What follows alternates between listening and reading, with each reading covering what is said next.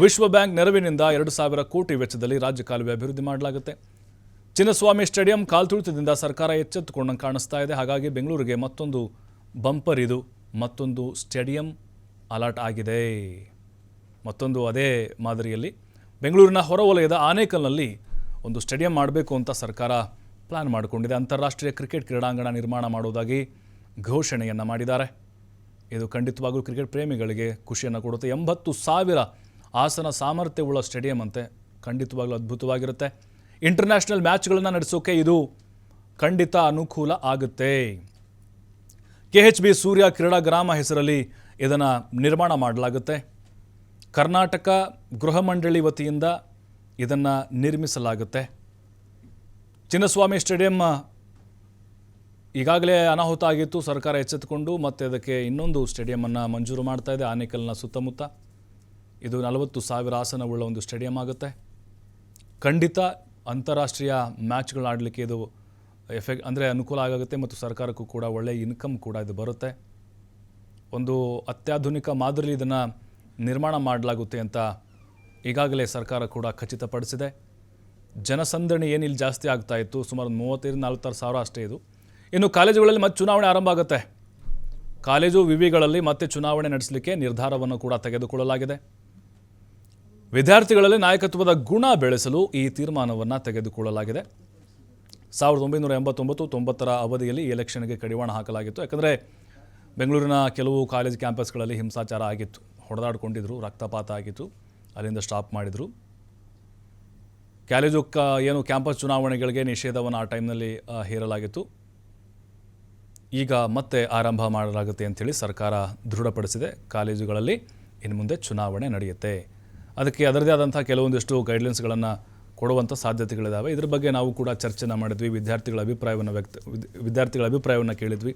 ಬಹುತೇಕ ಸ್ಟೂಡೆಂಟ್ಸು ಚುನಾವಣೆ ಬೇಡ ನಮಗೆ ಅಂತ ಹೇಳಿದರು. ಯಾಕಂದರೆ ಹೊಡೆದಾಟ ಆಗುತ್ತೆ, ಮತ್ತು ಅಲ್ಲಿ ಗ್ರೂಪಿಸಮ್ ನಿರ್ಮಾಣ ಆಗುತ್ತೆ, ಜಾತಿ ಭೇದ ಧರ್ಮ ಅಂತ ಮಧ್ಯಪ್ರವೇಶ ಆಗುತ್ತೆ ಅನ್ನುವಂಥ ಅಭಿಪ್ರಾಯಗಳು ಬಂದಿದ್ವು. ಮತ್ತು ನಾಯಕತ್ವ ಗುಣಗಳು ಬೆಳೀಲಿಕ್ಕೆ ಇಂತಹ ಚುನಾವಣೆಗಳ ಅವಶ್ಯಕತೆ ಇದೆ ಅಂಥೇಳಿ ಕೆಲವು ವಿದ್ಯಾರ್ಥಿಗಳು ತಮ್ಮ ಅಭಿಪ್ರಾಯವನ್ನು ವ್ಯಕ್ತಪಡಿಸಿದರು. ಇನ್ನು ನರೇಗಾ ಹೆಸರು ಮುಂದುವರಿತಾ ಇದೆ. ನರೇಗಾ ಹೆಸರು ಬದಲಾವಣೆಗೆ ಬಜೆಟ್ನಲ್ಲಿ ಆಕ್ಷೇಪ ವ್ಯಕ್ತವಾಯಿತು. ಹಾಗೆ ಮುಂದುವರಿಯುತ್ತೆ. ಸರ್ಕಾರ ಈ ಒಂದು ದಿಟ್ಟ ನಿರ್ಧಾರವನ್ನು ತೆಗೆದುಕೊಂಡಿದೆ. ಗ್ರಾಮ ಪಂಚಾಯತಿಗೆ ಮಹಾತ್ಮ ಗಾಂಧಿ ಹೆಸರಿಡೋಕೆ ನಿರ್ಧಾರವನ್ನು ಬಜೆಟ್ನಲ್ಲಿ ತೆಗೆದುಕೊಳ್ಳಲಾಗಿದೆ. ರಾಮ್ಜಿ ಯೋಜನೆಯಿಂದ ಸಾಕಷ್ಟು ಅನಾನುಕೂಲ ಆಗುತ್ತೆ. ಗಾಂಧೀಜಿಯ ಗ್ರಾಮ ಸ್ವರಾಜ್ ಪರಿಕಲ್ಪನೆಗೆ ವಿರುದ್ಧವಾದದ್ದು ಇದು ಕೇಂದ್ರ ಸರ್ಕಾರ ಜಾರಿಗೆ ತಂದಿರೋದು ರಾಮ್ಜಿ. ಅಗತ್ಯವಿದ್ದಲ್ಲಿ ಕಾನೂನು ಹೋರಾಟ ನಡೆಸುವುದಾಗಿ ಈಗ ಸರ್ಕಾರ ಕೂಡ ಹೇಳ್ತಾ ಇದೆ. ಕೇಂದ್ರ ಸರ್ಕಾರದ ವಿರುದ್ಧ ರಾಮ್ಜಿಯಿಂದ ಅನಾನುಕೂಲ ಆಗುತ್ತೆ. ಹಾಗಾಗಿ ಮತ್ತು ಅಲ್ಲಿ ಗಾಂಧೀಜಿಯವರ ಹೆಸರನ್ನು ಅವರು ತೆಗೆದಿದ್ದಾರೆ. ಆದರೆ ಕರ್ನಾಟಕಕ್ಕೆ ನಾವು ನೋಡೋದಾದರೆ ಇಲ್ಲಿ ಗ್ರಾಮ ಪಂಚಾಯತಿಗಳಿಗೆ ಗಾಂಧೀಜಿಯವ್ರನ್ನ ಹೆಸರನ್ನು ಇಡಬೇಕು ಅಂತ ಒಂದು ಪ್ಲ್ಯಾನ್ ಕೂಡ ಆಗಿದೆ ಆಲ್ರೆಡಿ. ಮತ್ತು ಗ್ರಾಮ ಸ್ವರಾಜ್ ಯೋಜನೆಯನ್ನು ಮತ್ತಷ್ಟು ಪರಿಣಾಮಕಾರಿಯಾಗಿ ಮಾಡಬೇಕು ಅಂತ ರಾಜ್ಯ ಸರ್ಕಾರ ತೀರ್ಮಾನವನ್ನು ಮಾಡಿದೆ. ಹೀಗಾಗಿ ಸಿದ್ದರಾಮಯ್ಯನವರು ಮೊದಲಿಂದಲೂ ಕೂಡ ಹೇಳ್ಕೊಂಡು ಬರ್ತಾ ಇದ್ದರು, ರಾಮ್ಜಿ ಏನಿದೆ ಇದು ಕೂಲಿ ಕಾರ್ಮಿಕರೇನಿದ್ದಾರೆ ಹಳ್ಳಿಗರು ಅವರ ಹಕ್ಕನ್ನು ಕಸಿದುಕೊಳ್ತಾ ಇದೆ. 60-40 ಮಾಡೋದ್ರ ಮೂಲಕ ನಮ್ಮ ಅನುದಾನವನ್ನು ಕೂಡ ಇವರು ಕಿತ್ಕೊಳ್ತಾ ಇದ್ದಾರೆ ಅಂಥೇಳಿ ಆರೋಪ ಮಾಡ್ಕೊಂಡು ಬರ್ತಾಯಿದ್ರು. ಬಟ್ ಈಗ ಇವತ್ತಿನ ಬಜೆಟ್ನಲ್ಲಿ ರಾಮ್ಜಿ ಹೆಸರು ಬೇಡ, ನಾವೀಗ ಮನ್ರೇಗಾ ಯೋಜನೆಯ ಹೆಸರೇನಿದೆ ಅಲ್ವಾ, ಗಾಂಧೀಜಿಯವರ ಹೆಸರು ಇನ್ಕ್ಲೂಡ್ ಆಗಿದೆ, ಅದನ್ನೇ ಮುಂದುವರಿಸಬೇಕು ಅನ್ನುವಂತಹ ತೀರ್ಮಾನಕ್ಕೆ ಬಂದಿದ್ದಾರೆ. ನೋಡಿ, ಎಲ್ಲ ಇಲಾಖೆಗಳಿಗೂ ಕೂಡ ಅಷ್ಟೇ ಪ್ರಾಧಾನ್ಯತೆಯನ್ನು ಸಿದ್ದರಾಮಯ್ಯನವರು ಕೊಟ್ಟಿದ್ದಾರೆ. ಅದರಲ್ಲೂ ಹಿಂದುಳಿದ ಮತ್ತು ಅಲ್ಪಸಂಖ್ಯಾತ ದಲಿತ ಸಮುದಾಯಗಳಿಗೂ ಕೂಡ ಪ್ರಾಶಸ್ತ್ಯ ಕೊಡಲಾಗಿದೆ. AI ಕ್ಷೇತ್ರಕ್ಕೆ ಸರ್ಕಾರದಿಂದ ಮತ್ತಷ್ಟು ಬಲ ಸಿಗುತ್ತೆ. ಬೆಂಗಳೂರಿನಲ್ಲಿ ರೋಬೋಟಿಕ್ಸ್ AI ಕ್ಯಾಂಪಸ್ ಕೂಡ ಶುರುವಾಗುತ್ತೆ. ರೋಬೋಟಿಕ್ಸ್ AI ಇನ್ನೋವೇಷನ್ ಝೋನ್ ಕೂಡ ಆರಂಭ ಆಗುತ್ತೆ. ನೋಡಿ, AI ಕ್ಷೇತ್ರಕ್ಕೂ ಕೂಡ ಸರ್ಕಾರ ಅಷ್ಟೇ ಪ್ರಾಮುಖ್ಯತೆಯನ್ನು ಕೊಟ್ಟಿದೆ. ಟೆಕ್ನಾಲಜಿಗೆ IIIT ರಾಯಚೂರಿನಲ್ಲಿ AI ಶ್ರೇಷ್ಠತಾ ಕೇಂದ್ರವನ್ನು ಕೂಡ ಸ್ಥಾಪನೆ ಮಾಡಲಾಗುತ್ತೆ. ಮೈಸೂರನ್ನು 2ನೇ IT ಸಿಟಿಯಾಗಿ ಅಭಿವೃದ್ಧಿಪಡಿಸಲಾಗುತ್ತೆ. ಮಹತ್ವವಾದಂಥ ಒಂದು ಯೋಜನೆ ಅಂತ ಹೇಳ್ಬೋದು ಇದು. ಬೆಂಗಳೂರಿನ ದಟ್ಟಣೆ ಕಡಿಮೆ ಮಾಡೋಕ್ಕೆ ಕ್ರಮವನ್ನು ತೆಗೆದುಕೊಳ್ಳಲಾಗುತ್ತೆ, ಟ್ರಾಫಿಕ್ ಕಂಟ್ರೋಲ್ ಮಾಡಲಿಕ್ಕೆ. ಚಿಕ್ಕಬಳ್ಳಾಪುರದಲ್ಲಿ ಡ್ರೋನ್ ಪರೀಕ್ಷಾ ಸೌಲಭ್ಯ ಕೇಂದ್ರವನ್ನು ಆರಂಭ ಮಾಡಲಾಗುತ್ತೆ. ಬಾಹ್ಯಾಕಾಶ ಆ ಕ್ಷೇತ್ರಕ್ಕೂ ಕೂಡ ಸರ್ಕಾರ ಅಷ್ಟೇ ಒತ್ತನ್ನು ಕೊಟ್ಟಿದೆ. ಟೆಕ್ನಾಲಜಿಗೂ ಕೂಡ ನೋಡಿ, AI ಎಲ್ಲದ ಕಡೆಯಲ್ಲೂ ಕೂಡ AI ಈಗ. ಕೇಂದ್ರ ಸರ್ಕಾರ ಕೂಡ ಕೆಲವೊಂದಿಷ್ಟು ಯೋಜನೆಗಳನ್ನು ಘೋಷಣೆ ಮಾಡಿತ್ತು. ಕರ್ನಾಟಕ ಸರ್ಕಾರವೂ ಕೂಡ AI ಕಡೆಗೆ ಹೆಚ್ಚು ಗಮನವನ್ನು ಕೊಡ್ತಾ ಇದೆ. ಇನ್ನು ಮೈಸೂರಿಗೆ ಸಿಕ್ಕಿದ್ದೇನು ಅಂತ ನೋಡೋದಾದರೆ, ಲಿಂಗಾಬುದಿ ಕೆರೆ ಇದೆ ಅಲ್ವಾ, ಅದನ್ನು ಅಭಿವೃದ್ಧಿಪಡಿಸಬೇಕು ಅಂತ ಯೋಜನೆಯನ್ನು ಹಾಕ್ಕೊಂಡಿದ್ದಾರೆ. ಸಸ್ಯ ತೋಟದ ಸಮಗ್ರ ಅಭಿವೃದ್ಧಿ ಆಗುತ್ತೆ. ಮೈಸೂರಿನಲ್ಲಿ ಬೋಯರ್ ತಳಿ ಸಂವರ್ಧನಾ ಕೇಂದ್ರವನ್ನು ಸ್ಥಾಪನೆ ಮಾಡಲಾಗುತ್ತೆ. ಬಹಳ ವರ್ಷಗಳ ಒಂದು ಬೇಡಿಕೆ ಇದು, ಇದನ್ನು ಕೂಡ ಈಡೇರಿಸ್ತಾ ಇದ್ದಾರೆ. ಹಾಗೆ ಕಂಪ್ಲಾಪುರದಲ್ಲಿ ಬಂಡೂರು ಮೇಕೆ ಕುರಿ ತಳಿ ಸಂವರ್ಧನಾ ಕೇಂದ್ರ ಅಭಿವೃದ್ಧಿ ಆಗುತ್ತೆ.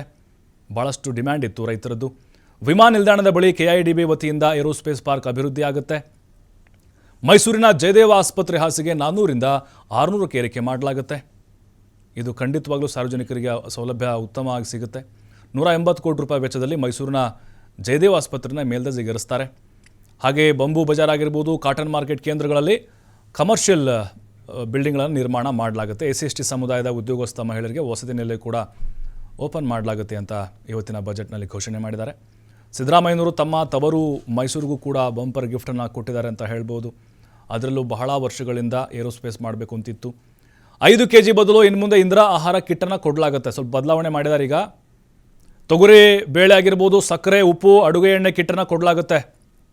5 kg ಅಕ್ಕಿ ಬದಲು. ಇದಕ್ಕಾಗಿ 6,200 ಕೋಟಿ ರೂಪಾಯಿ ಮೀಸಲಿಡಲಾಗಿದೆ.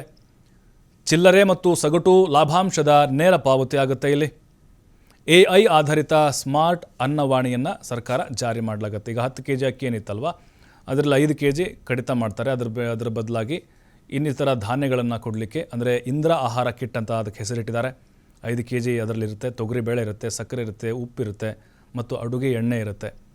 ನೋಡಿ, ಅಡುಗೆ ಎಣ್ಣೆ ದರವೂ ಕೂಡ ಜಾಸ್ತಿ ಆಗಿದೆ ಈಗ. ಮತ್ತು ತೊಗರಿ ಬೇಳೆ ಸಹಜವಾಗಿ ಅದು ಕೂಡ ಕಾಸ್ಟ್ಲಿ. ಹಾಗಾಗಿ ಬಡವರಿಗೆ ಯಾವುದೆಲ್ಲ ಅನುಕೂಲ ಆಗುತ್ತಲ್ಲ, ಯಾವುದೆಲ್ಲ ಜಾಸ್ತಿ ರೇಟ್ ಇರುತ್ತೆ ಅಂಥದ್ರ ಮೇಲೆ ಫೋಕಸ್ ಮಾಡಿಕೊಂಡು ಈ ಕಿಟ್ಟನ್ನು ಸರ್ಕಾರ ರೆಡಿ ಮಾಡ್ತಾ ಇದೆ.